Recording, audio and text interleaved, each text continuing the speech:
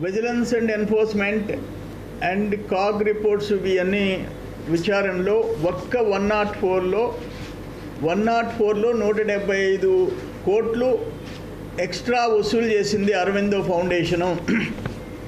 Trust activity కింద కాకుండా వ్యాపార రీత్యా కార్పొరేట్ స్టైల్లోకి వెళ్ళిపోయి సేవలు సరిగా చేయలేదు, దోపిడీ ఎక్కువైపోయిందని చెప్పేసి మనం రిపోర్ట్ చదువుతున్నాం.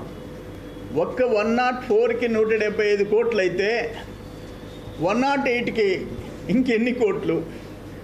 విజయసాయిరెడ్డి వియ్యంకుడు, అరవిందో రాంప్రసాద్ రెడ్డి కొడుకు, విజయసాయిరెడ్డి అల్లుడు రోహిత్ రెడ్డి మెయింటైన్ చేసిన ఈ సంస్థ విషయంలో ఏ శిక్ష వేయాలా?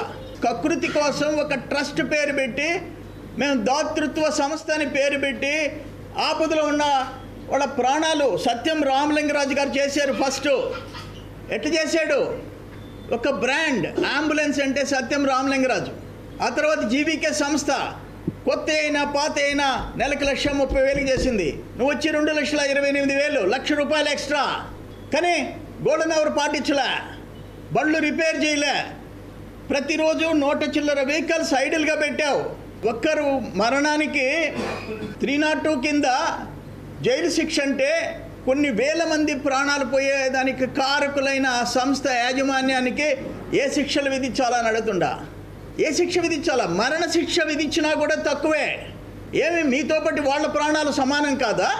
మీకేమన్నా స్పెషలా మీ ప్రాణాలకి?